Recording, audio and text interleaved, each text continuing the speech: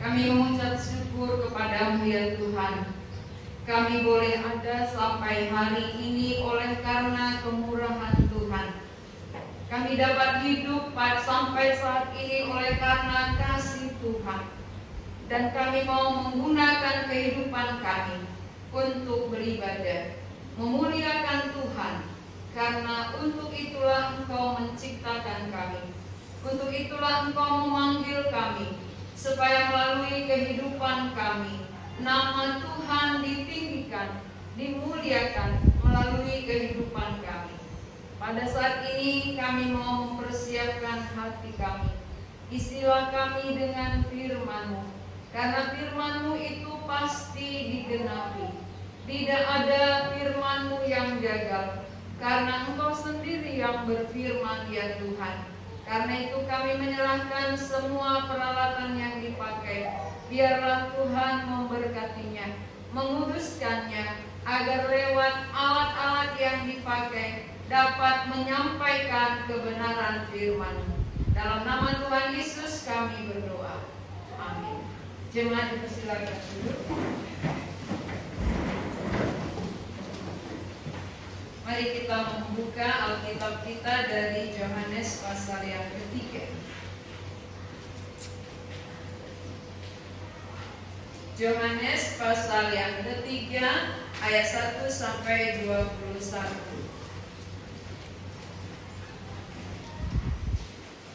Kita akan baca dalam bentuk responsorial.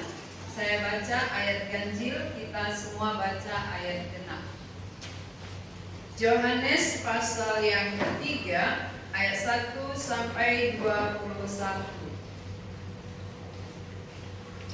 Adalah seorang Farisi yang bernama Nikodemus, seorang pemimpin agama Yahudi. Dia datang pada waktu malam kepada Yesus dan berkata, "Rabi, kami tahu bahwa Engkau datang sebagai guru yang diutus Allah, sebab tidak ada seorang pun yang dapat mengadakan tanda-tanda yang Engkau katakan itu, jika Allah tidak menyertainya." Yesus menjawab katanya, "Aku berkata kepadamu, sesungguhnya jika seorang tidak dilahirkan kembali, ia tidak dapat melihat kerajaan Allah." Kata Nikodemus kepadanya, "Bagaimanakah mungkin seorang dilahirkan kalau ia sudah tua? Dapatkah ia masuk kembali ke dalam rahim ibunya dan dilahirkan lagi?" Jawab Yesus, "Aku berkata kepadamu, sesungguhnya jika seorang tidak dilahirkan dari air dan roh, ia tidak dapat masuk ke dalam kerajaan Allah."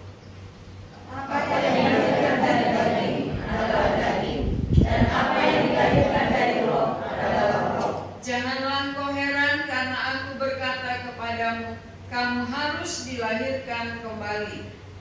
Angin bertiup kemana ia mau, dan engkau mendengar bunyinya, tetapi engkau tidak tahu dari mana ia datang atau kemana ia pergi. Demikianlah halnya dengan tiap-tiap orang yang lahir dari roh. Nikodemus menjawab katanya, bagaimanakah mungkin hal itu terjadi?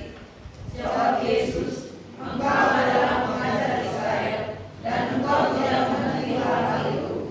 Aku berkata kepadamu, sesungguhnya kami berkata-kata tentang apa yang kami ketahui, dan kami bersaksi tentang apa yang kami lihat, tetapi kamu tidak menerima kesaksian kami." Kamu tidak percaya waktu aku berkata-kata dengan kamu tentang hal yang lain. Bagaimana kamu akan percaya kalau aku berkata-kata dengan kamu tentang hal surgawi? Tidak ada seorang pun yang telah naik ke sorga selain daripada Dia yang telah turun dari sorga, yaitu Anak Manusia. Dan sama seperti Musa meninggalkan keluar ke padang gurun, demikian juga Anak Manusia harus ditinggikan, supaya setiap orang yang percaya kepadanya beroleh hidup yang kekal. karena begitu besar kasih Allah akan dunia ini, sehingga Ia telah mengaruniakan Anaknya yang tunggal, supaya setiap orang yang percaya kepadanya tidak binasa, melainkan beroleh hidup yang kekal. Sebab Allah mengutus Anaknya ke dalam dunia bukan untuk menghakimi menghakimi dunia, melainkan untuk menyelamatkannya oleh Dia. Barang siapa percaya kepadanya, ia tidak akan dihukum. Barang siapa tidak percaya, ia telah berada di bawah hukuman, sebab ia tidak percaya dalam nama Anak Tunggal Allah. Dan inilah hukuman itu, terang telah datang ke dalam dunia, tetapi manusia lebih menyukai kegelapan daripada terang, sebab perbuatan-perbuatan mereka jahat. Sebab barang siapa berbuat jahat, membenci terang dan tidak datang kepada terang itu, supaya perbuatan-perbuatannya yang jahat itu tidak nampak. Tetapi barang siapa melakukan yang benar, ia datang kepada terang, supaya menjadi nyata bahwa perbuatan-perbuatannya dilakukan dalam Allah. Sampai di sini pembacaan kita. Tema khotbah kita hari ini lahir baru. Lahir baru, saudara, ini sering sekali didengar, sering diperdengarkan, sering kita dengar, sering diucapkan, tapi kemungkinan besar kita tidak mengerti dengan jelas apa yang dimaksud dengan kata lahir baru. Lahir baru beda dengan perubahan secara etika. Bisa banyak orang telah berubah etikanya, tetapi belum lahir baru. Nah, bagaimana kita membedakan antara perubahan etika dengan lahir baru? Nah, ini akan dijelaskan oleh Tuhan Yesus sendiri. Tuhan Yesus yang menjelaskan perbedaan antara etika dengan lahir baru. Saudara, kita harus mengerti siapa Nikodemus ini. Nikodemus adalah seorang Farisi. Farisi adalah satu golongan di agama Yahudi yang sangat berpengaruh pada waktu itu. Golongan yang sangat dihormati. Golongan Yahudi, golongan Farisi yang sangat terkenal. Dan juga dia pemimpin, bukan hanya golongan Farisi, tapi juga pemimpin agama Yahudi. Kalau namanya sudah pemimpin, berarti dia menguasai banyak orang. Sebagai pemimpin berarti dia bisa mengatur banyak orang, menguasai banyak orang, dan mempunyai pendidikan yang tinggi. Itu biasanya pemimpin. Pemimpin itu adalah punya pengetahuan yang lebih. Itulah Nikodemus. Tetapi sebagai seorang Nikodemus yang punya pengetahuan tinggi, yang punya golongan yang berpengaruh, apa yang ada di dalam dirinya? Apa kelebihannya? Kelebihan daripada Nikodemus adalah walaupun dia sebagai seorang guru, seorang pengajar, tapi masih mau belajar. Ini yang perlu kita teladani, saudara. Pengajar yang mau diajar. Banyak orang kalau sudah menjadi pengajar tidak mau lagi diajar, tidak mau mendengar pengajaran, tidak mau dididik. Kenapa? Karena saya sudah tahu, saya sudah ngerti. Tapi Nikodemus sebagai pemimpin agama, ini namanya golongan yang tertinggi, mau belajar. Jadi kelebihan Nikodemus ini adalah rendah hati. Dia mau belajar. Kepada siapa dia belajar? Kepada yang tepat. Kepada guru yang tepat. Perhatikan dari ayat 2. Kemana dia belajar? Ia datang pada waktu malam kepada Yesus dan berkata, Rabi, kami tahu bahwa engkau datang sebagai guru yang diutus Allah. Berarti alamat dia mau belajar adalah Yesus. Saudara tahu siapa Yesus? Dia bukan orang sekolah teologi. Seringkali pada zaman ini yang diandalkan adalah sekolahnya. Tetapi kita melihat Tuhan Yesus tidak punya sekolah teologi. Dia tidak punya titel S2. Kita bisa bandingkan dari Yohanes pasal 7 ayat 15. Saya akan bacakan Yohanes pasal 7 ayat 15. Bunyinya seperti ini. Maka heranlah orang-orang Yahudi dan berkata, bagaimanakah orang ini mempunyai pengetahuan demikian tanpa belajar? Berarti Tuhan Yesus gak pernah masuk sekolah teologi. Tapi satu kelebihannya, satu hal yang dilihat oleh Nikodemus ini, bahwa dia datang dari Allah. Dia adalah datang dari Allah, sehingga walaupun dia tidak pernah sekolah, namun dia bisa mengajar kebenaran. Ini yang perlu kita teladani. Ini yang perlu kita contoh dari Nikodemus ini. Pengetahuannya yang banyak tidak membuat dia sombong, tetapi membuat dia rendah hati, mau belajar kepada siapa? Yesus yang datang dari Allah. Ini kunci membuat kita mengerti kebenaran. Ini kunci rahasia membuat firman dibukakan. Maka Nikodemus ini walaupun dia pengajar, pemimpin, tapi firman Tuhan yang disampaikan kepadanya akan terbuka, akan dinyatakan.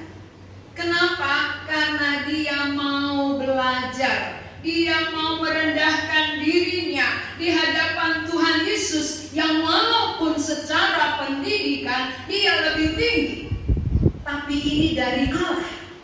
Sekarang saya tanya saudara-saudara, kalau ada dua pengajar, satu tinggi sekolahnya, satu dari Allah, pengajarannya dari Allah, kebenaran yang disampaikan, ini sekolahnya tinggi, yang mana yang paling kita dengarkan? Yang mana yang paling kita akui? Pada umumnya orang mengakui yang ada titelnya, yang ada sekolah tingginya.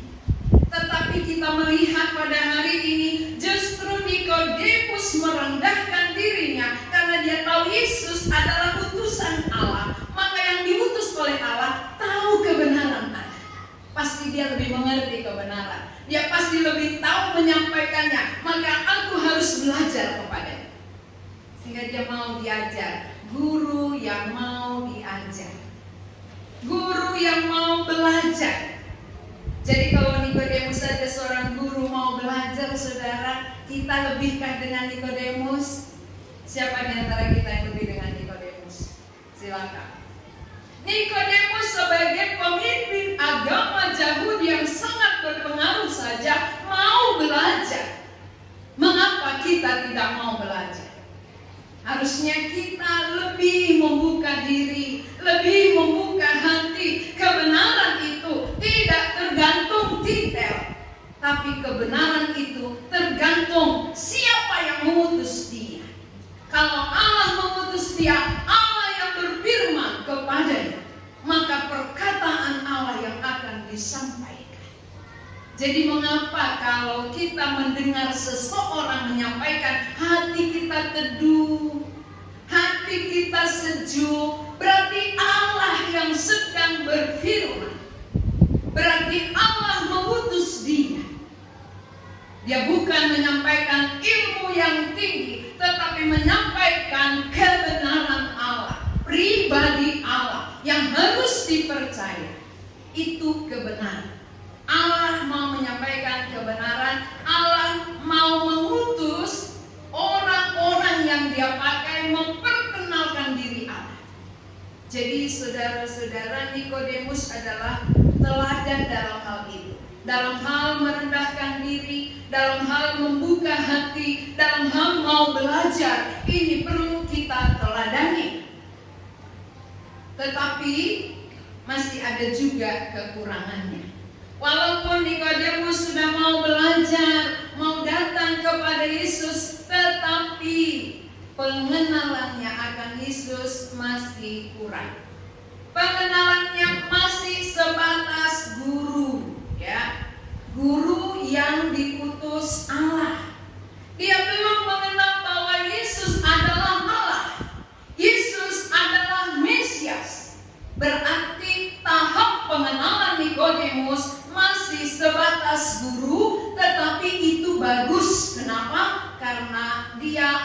akan bertahap mengenal.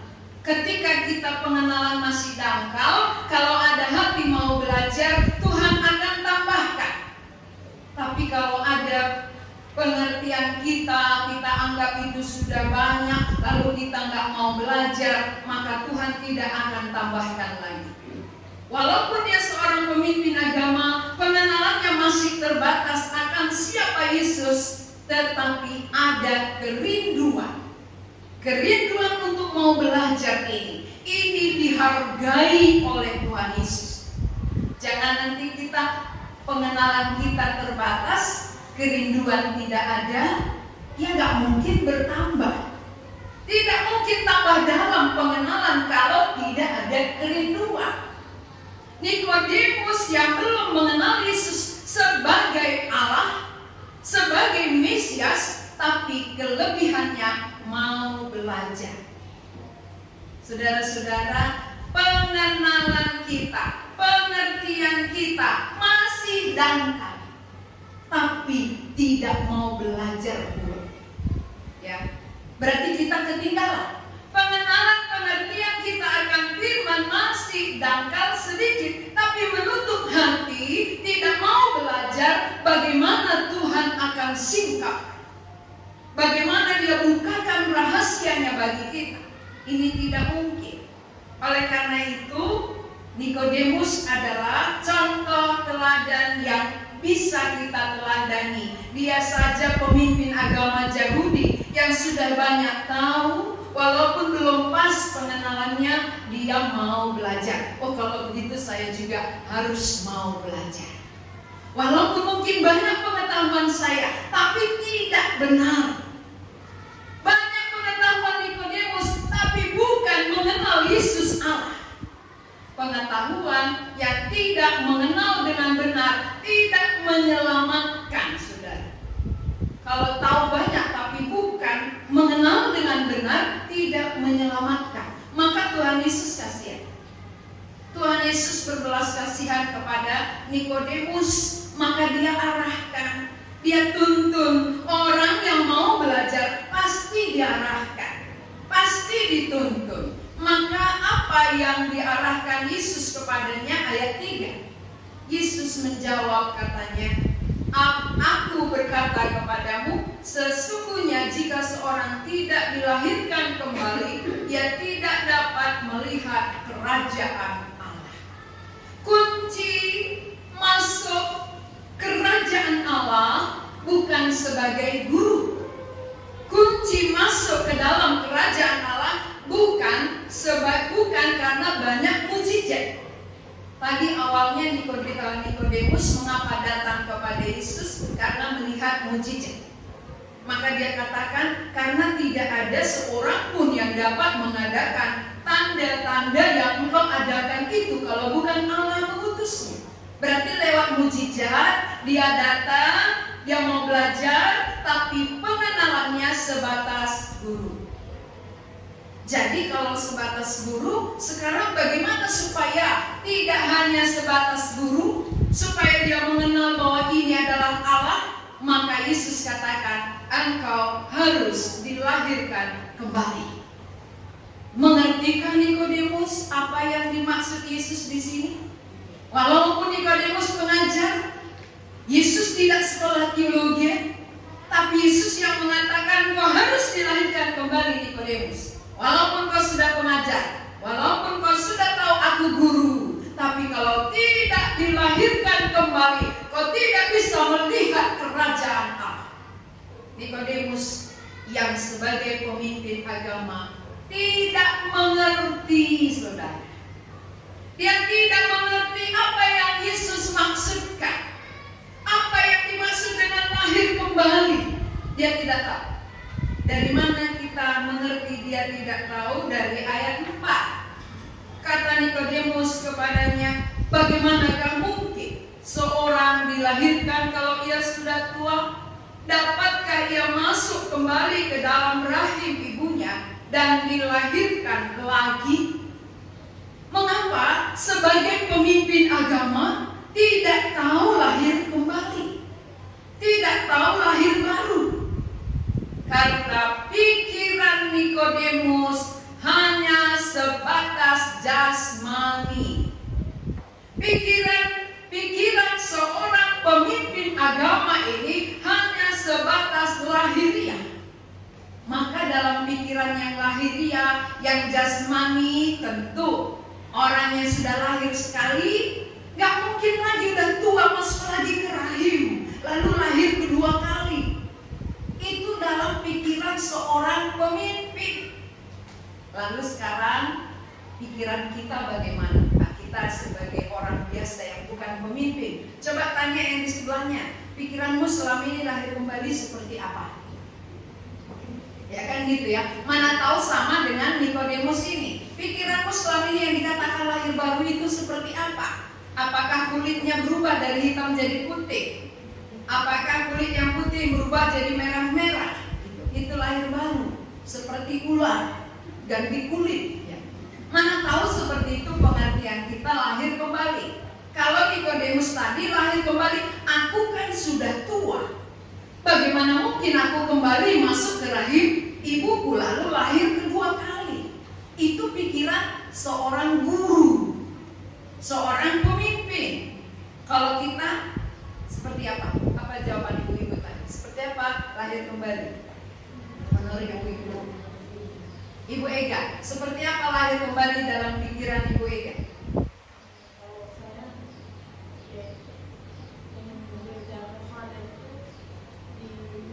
Oh, dimandikan, ya, lahir kembali dimandikan. Jadi 10 kali dia dimandikan, ya 10 kali lahir kembali gitu ya.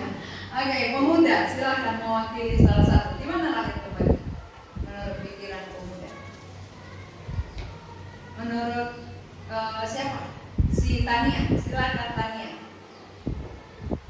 Bagaimana menurut lahir kembali? Gak pernah terpikir gitu ya. Gak mau pusing gitu ya. Nah, Bapak yang mewakili, silakan lahir kembali bagaimana menurut kita selama ini? Kalau Bapak Batu, silakan. Dulu memang belum mengerti gimana lahir baru memang ya seperti tadi lah, dimandikan gitu. Oh, dimandikan berarti sama ya. Nah, Oke, berarti tiap hari dia lahir baru kan dia mandi. 3 kali sehari mandi, berarti 3 hari dia lahir baru ya. Nah, itu pengertian yang salah. Yang benar seperti apa? Ya, dari Yohanes 3 ayat 5, ini yang benar. Jawab Yesus, aku berkata kepadamu, sesungguhnya jika seorang tidak dilahirkan dari air dan roh, ia tidak dapat masuk ke dalam kerajaan Allah. Ini pun banyak orang salah mengerti air dan roh ini. Dia kira air itulah baptisan. Ya, jadi kalau dilahirkan kembali, oh sudah dibaptis itulah lahir baru. Bukan. Ya. Lalu bagaimana kita mengerti apa yang dimaksud dengan lahir dari air, lahir dari roh? Jawabannya nggak jauh-jauh. Di situ juga lihat ayat 6. Ini jawabannya. Apa yang dilahirkan dari daging adalah daging, dan apa yang dilahirkan dari roh adalah roh. Berarti waktu kita lahir ke bumi, kita lahir secara daging. Lahir dari daging orang tua kita, itulah daging kita. Itu maksudnya ya. Apa yang dilahirkan dari daging orang tua kita adalah daging kita. Itu secara jasmani. Apa yang dilahirkan dari roh, itu roh Allah, roh besar itu adalah roh kecil, roh kita. Berarti yang membuat rohani kita dilahirkan adalah roh Allah. Tidak bisa dilakukan oleh pendeta, tidak bisa dilakukan oleh hamba Tuhan. Yang bisa mengerjakan lahir baru adalah roh Allah. Jadi saudara-saudara, kalau begitu, kalau roh Allah yang bisa membuat kita lahir kembali, lahir baru, bagaimana cara roh Allah bekerja? Cara roh Allah itu seperti angin. Itu diterangkan ayat 8 ya. Seperti angin bertiup kemana ia mau, dan engkau mendengar bunyinya, tetapi kau tidak tahu dari mana ia datang atau kemana ia pergi. Demikianlah halnya dengan tiap-tiap orang yang lahir dari roh. Maka tidak ada patronnya, tidak ada rumus. Oh begini-begini nanti udah lahir baru ya. Oh kalau seperti ini nanti dia udah lahir baru. Nggak ada rumus. Kenapa? Seperti angin bertiup dari mana ke mana tidak ada yang tahu. Tapi coba kalau angin kencang kita bisa rasakan kan?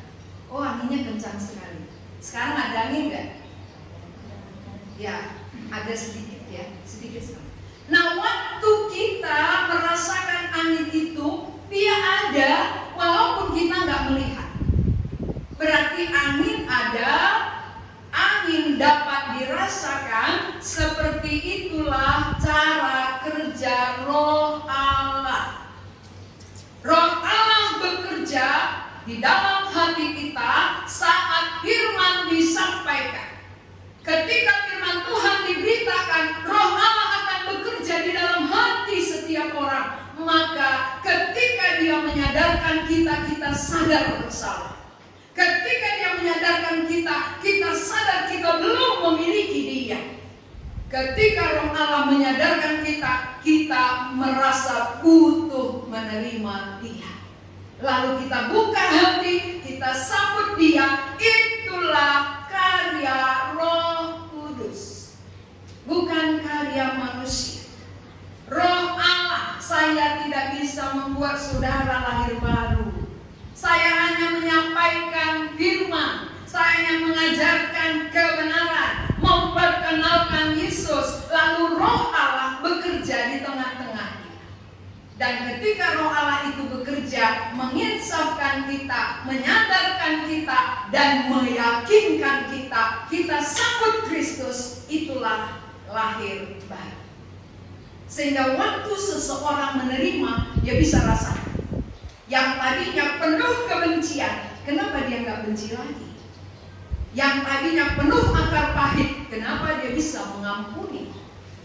Ini artinya lahir kembali. Lahir baru itu bisa kita rasakan, bisa kita nikmati. Oh saya dulu bencinya luar biasa, sekarang aku kok udah bisa mengasihi dia. Ya, sekarang benci atau dendam dalam hati kita? Benci, berarti belum? Ya, belum dilahirkan. Kalau sudah dilahirkan, tidak benci kepada siapapun. Kenapa? Karena Allah yang melahirbarukan kita itu berkarya, bekerja, membuat kita bisa mengampuni orang lain. Jadi siapa yang menyimpan akar pahit, dia yang susah, dia yang menderita.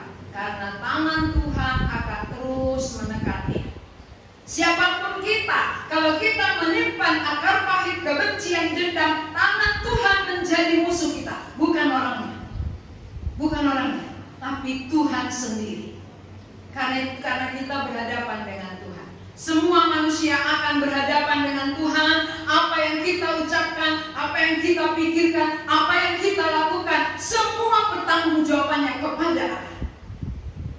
Walaupun orang lain tidak tahu, orang lain tidak lihat, tapi Tuhan semua jelas melihat sampai ke dalam hati kita. Maka Tuhan katakan apa? Janganlah engkau menghakimi. Kenapa? Karena penghakiman kita kepada orang lain belum tentu seperti itu. Itu maksudnya. Tuhan yang tahu hatinya, Tuhan yang melihat di dalam hatinya. Maka kita serahkan kepada Tuhan. Biarlah Tuhan yang akan berhadapan dengan semuanya. Hamba Tuhan kalau bersalah dihukum tidak? Dihukum. Jadi gak usah kalian menghukum ya.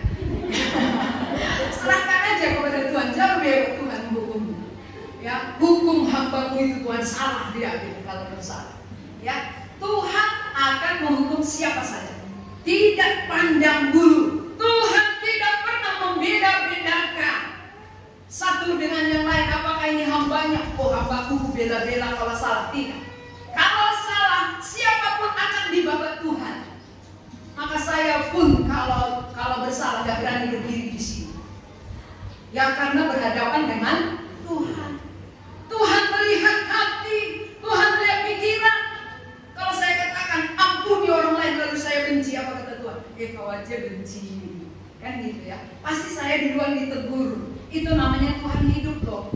Tuhan itu bukan Tuhan mati. Tuhan kita adalah Tuhan yang hidup, Tuhan yang bekerja, dan Tuhan yang akan membalaskan kepada semua orang. Tidak dibeda-bedakan. Maka janganlah menghakimi, biarlah Tuhan yang menjadi hakim kita. Hakim yang adil, hakim yang agung. Dia tidak salah dalam segala hal. Kita masih bisa salah ya, salah pandangan, salah pengertian, salah penilaian itu bisa. Tapi Allah tidak pernah salah. Ya, maka bagian kita apa? Dengarkan. Dengarkan apa yang Dia katakan. Mau belajar kepadanya, rendahkan hati kita supaya rahasia dibukakan. Semakin dibuka rahasianya, semakin kita mengenal Dia, semakin kita merunduk. Siapa yang semakin mengenal Tuhan, pasti semakin merendahkan diri. Pengenalan yang semakin dalam akan Tuhan membuat kita takut, saudara, takut berbuat dosa. Tapi kalau pengenalan kita dangkal, mengapa orang merajalela melakukan kejahatan, melakukan dosa karena tidak takut akan Tuhan. Tapi kalau kita mengenal Dia, Allah yang hidup, Allah yang berkarya, pasti kita takut berbuat dosa. Karena kita berhadapan tiap-tiap hari. Siapa yang menimpan dosa, adakah damai sejahteranya? Adakah ketenangannya? Tidak ada. Maka lihat orang yang hubungannya makin baik dengan Tuhan, lihat wajahnya damai, sukacita. Orang yang masih bermusuhan dengan Allah, lihat wajahnya berat. Ya. Sudah puluhan tahun menjadi Kristen tapi tetap berat. Kenapa? Dosa menekan. Pengetahuan ada, tapi tidak mengenal dengan jelas. Roh Allah belum melahirkan kembali. Jadi beda perubahan etika. Jangan kira, dia udah berubah kok. Dulu merokok, sekarang tidak lagi karena sakit paru-parunya. Makanya dia nggak merokok lagi. Nah, karena sakit jantung dia berhenti ya. Dulu dia suka marah-marah, sekarang nggak lagi karena nggak ada lagi tenaganya untuk marah. Udah lemas dia. Jadi itu etika namanya. Perubahan lahir baru itu Allah yang hadir, Roh Allah yang berkarya, nggak bisa dibuat-buat.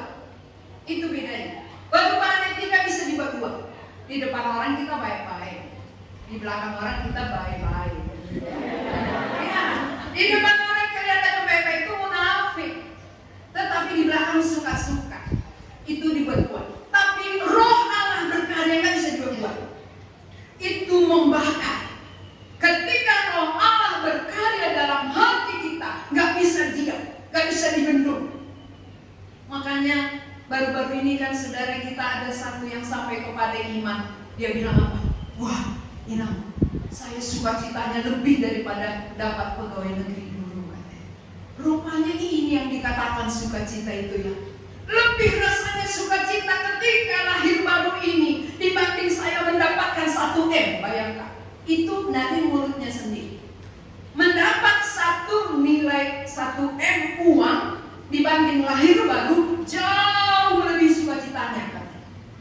Dia sudah bisa cerita, kenapa? Karena sudah mengalami. Tapi kalau orang yang belum mengalami dikasih tahu seperti itu, apa katanya? Bohong itu. Aku aja udah banyak uangku gak suka cinta aku katanya, kan gitu ya. Kenapa? Belum mengalami, makanya perlu dialami. Sehingga ketika kita sudah mengalami, kita bisa cerita. Coba saya suruh cerita yang belum punya pengalaman, bisa nggak? Ceritakan bagaimana kamu berumah tangga dulu, Kristi. Kurang sekali dia. Gimana ibu ini kok ceritakan aku berumah tangga, aku aja belum punya jodoh, kan gitu ya. Nah itu, ceritakan bagaimana kamu lahir baru. Ceritakan bagaimana sukacitamu ketika Roh Allah bekerja. Gak mungkin kita bisa cerita kalau kita belum punya pengalaman. Maka lahir baru itu harus dialami, baru tahu. Jadi siapa yang belum mengalami, mari ya. Mari mau belajar seperti Nikodemus. Nikodemus dari tanda-tanda menarik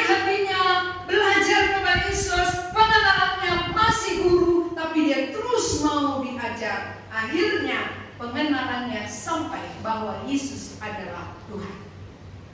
Dari mana kita tahu bahwa Nikodemus sampai kepada lahir baru?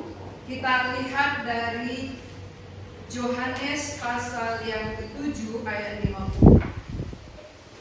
Yohanes pasal 7 ayat 50.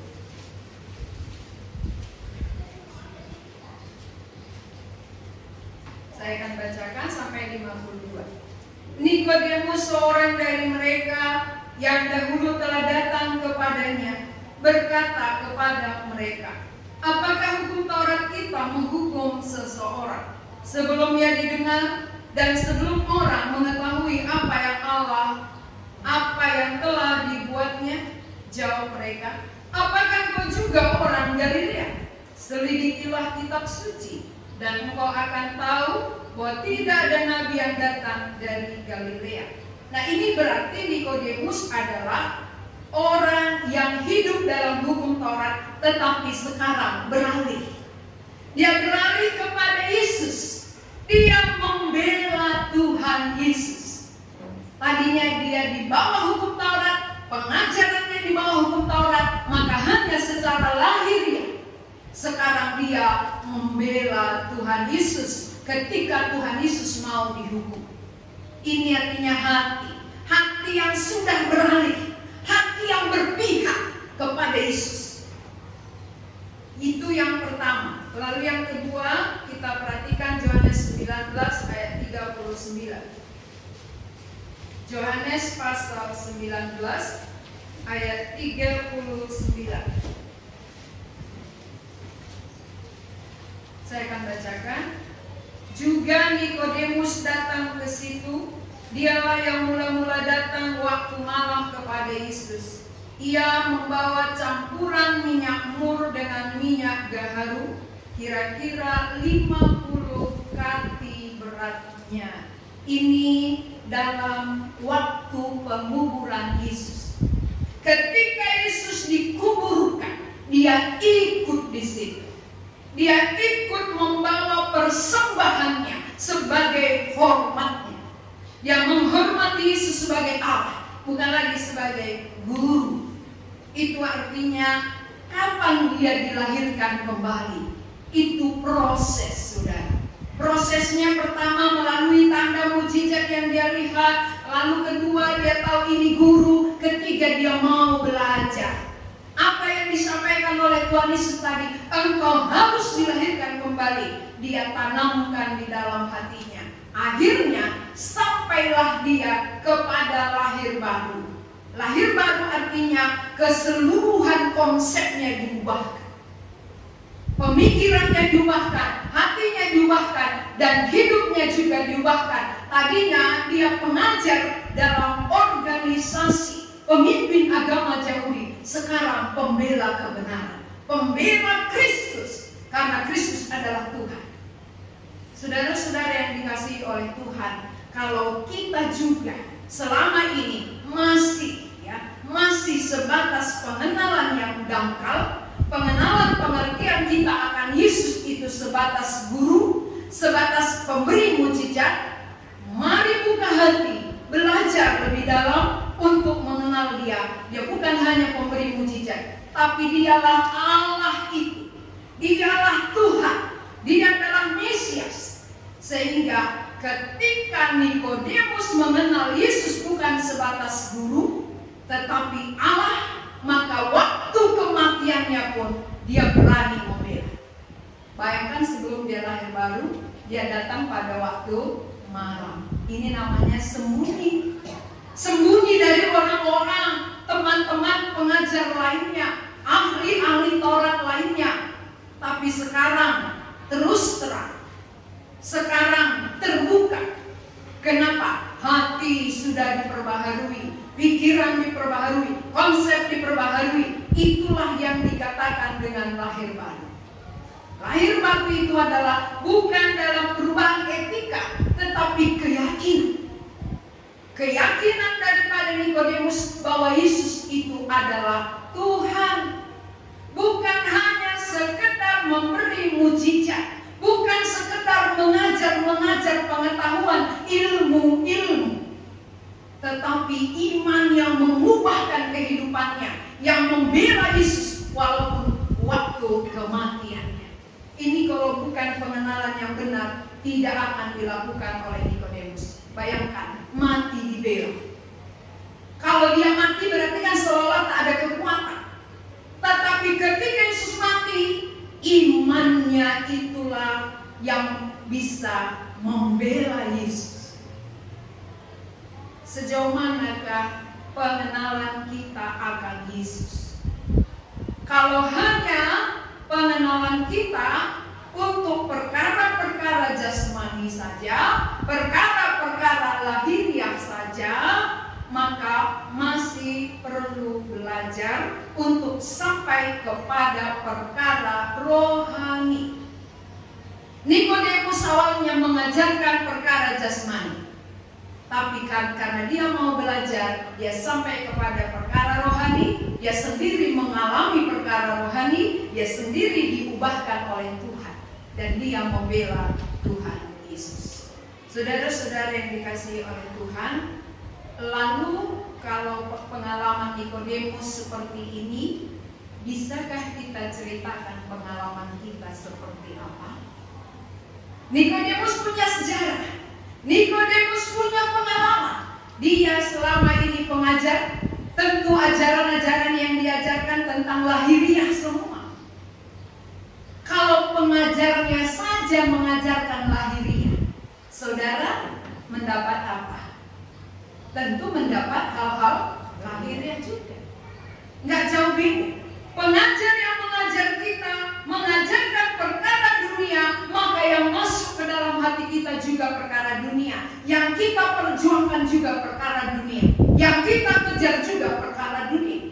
Tapi kalau Yesus mengajarkan perkara rohani, perkara kekal, maka orang yang telah menyambut Yesus, dia juga berjuang untuk perkara rohani, perkara yang kekal. Jadi siapakah guru saudara? Siapa yang mengajar saudara? Ajaran apa yang saudara terima selama ini? Kalau ajaran-ajaran yang diajarkan seperti Nikodemus, itu tidak bisa melihat kerajaan Allah. Ajaran yang disampaikan oleh Tuhan Yesus, itulah yang membawa kita sampai kepada kerajaan Allah. Jadi dilahirkan dari air bukan baptisan. Dilahirkan dari air adalah maksudnya lahir pertama secara daging dari orang tua kita. Sesudah ada daging tentu rohnya perlu dilahirkan. Siapa yang bisa melahirkan roh? Roh Allah. Tidak bisa dikerjakan oleh hamba-hamba Tuhan. Bagian hamba Tuhan hanya memperdengarkan firman, memperkenalkan Yesus, lalu roh Allah bekerja, meyakinkan kita sehingga kita bisa lahir kembali. Prosesnya adalah roh Allah bekerja seperti angin. Angin tidak tahu bagaimana prosesnya, dari mana datangnya, kemana perginya, tapi bisa dirasakan. Roh Allah berkarya juga seperti itu. Maka masing-masing orang punya pengalaman yang berbeda. Jangan mau sama dengan orang. Dia kok udah begitu, aku kok begini.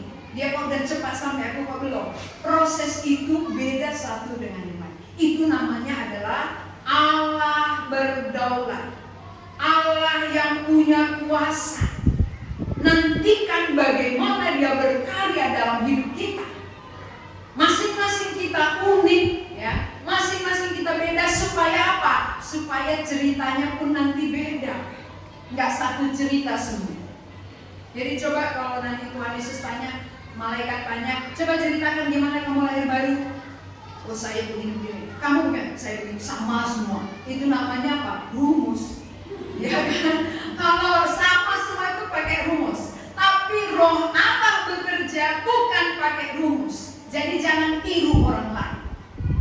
Ya, cara roh Allah berkarya sangat luas.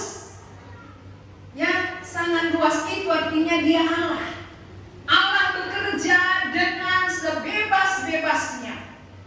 Ya, beda satu dengan yang lain. Jadi kita yang sudah melayani juga harus mengerti itu. Kita melayani kalau orang nggak bertobat lama kali kita langsung bosan. Udah lama kali memang nggak bertobat itu tinggalkan aja. Memang nggak pilihan Tuhan itu. Padahal Tuhan pun melayani kita lama kali. Berapa lama kita baru sampai kepada lahir baru? Nggak ingat. Kadang-kadang sesudah lewat waktunya kita lupa. Begitu orang kita layani maunya 2 kali pertemuan dia langsung lahir baru. Nah itu berarti sudah karya manusia. Kalau karya Allah tidak bisa ditetapkan waktunya. Kau berapa tahun dulu? Ya, lebih lama ya. Kau kok lebih cepat? Aku kok lama kali. Dari dulu aku sudah belajar. Nah ini namanya bukan pekerjaan orang, bukan pekerjaan manusia, pekerjaan Allah. Yang penting mau belajar. Setiap orang yang mau belajar pasti diarahkan Tuhan. Kalau nggak mau belajar, bagaimana Tuhan arahkan kita? Udahlah nggak dapat, gak usah lagi belajar. Sampai kapan dapat? Mati dapat? Tidak ya. Jadi jangan mau kena tipu. Karena lama nggak dapat, akhirnya tidur pula di rumah. Ya kan? Udah 10 tahun aku belajar nggak dapat dalam memang nggak dapat itu neraka pun jadilah katanya. Nggak tahu dia betapa sakitnya neraka itu ya. Dengan gampang ucapkan neraka pun jadi. Itu setan yang bilang, bisikkan. Neraka bilang, neraka aja bilang kan, sama kita gitu. Mau pula kita kan. Makanya hari ini proses lahir baru sama seperti angin. Yang bekerja bukan saya. Kalau saya bekerja kan siapa yang belajar? Udah ya lahir baru ya, lahir baru ya. Kan gitu kalau memang saya kuncinya. Tapi ini gak pekerjaan saya, ini pekerjaan Roh Allah. Saya pun berdoa, Tuhan siang udah lama belajar, tolonglah dia, turunlah kemurahan. Bukan cuma itu, tapi gak bisa saya paksakan Tuhan. Tuhan dia sudah lama kali, harus Tuhan, gak bisa ya. Gak pekerjaan itu kata Tuhan. Urusanmu uruslah ya. Bagianku akan kukerjakan. Bagianmu tabur aja yang menumbuhkan aku. Maka kita harus lihat waktu kita nanam jagung, apakah kita tarik-tarik yang makin tinggi? Tidak ada. Ya kita hanya tabur, tidur, besok udah tumbuh rupanya. Jagung aja gak bisa kita tumbuhkan. Apalagi orang yang lahir. Ngerti ya? Jadi siapa yang sudah menjadi pelayan di sini harus sadar itu. Jangan langsung bosan, langsung jenuh, langsung ngambek ya. Nggak beriman, ya udahlah tinggalkan aja. Kalau begitu Tuhan sama kita, berasa nggak datang dia ke bumi. Ya keras sekali manusia itu dari situ kok masuk neraka kau semua katanya kan gitu ya. Bandel kali kau semua katanya. Keras kepala semua. Udahlah, aku Tuhan walaupun kau nggak ke surga kan. Kalau seperti itu pikiran Tuhan kan celaka kita. Untung aja Tuhan bukan manusia. Ya. Kalau dia seperti pikiran kita, udah celaka kita. Maka mari kita masuk ke dalam pikiran Allah. Allah mengasihi kita, Allah sabar menantikan kita. Bagaimanapun kita bandel-bandelnya, dia tetap sabar. Kapan kita berbalik? Dia tidak pilih yang baik-baik baru bertobat. Tidak. Dia tidak pilih baik-baik lahir baru. Yang bandel pun lahir baru. Ya. Paulus itu bandel kali. Ya. Pembunuh dia. Tapi dijumpai oleh Tuhan. Siapa di antara kita yang lebih bandel dari Rasul Paulus? Gak ada ya. Jadi kalau Rasul Paulus dijumpainya, kita pun pasti dijumpai kalau ada hati mau belajar ya. Mau ke gereja atau mau belajar? Ya, tapi kalau nggak gereja di mana belajarnya kan gitu ya. Aku mau belajar kok gitu. Tapi di kamar tidur. Ya kapan bisa sampai kepada lahir baru?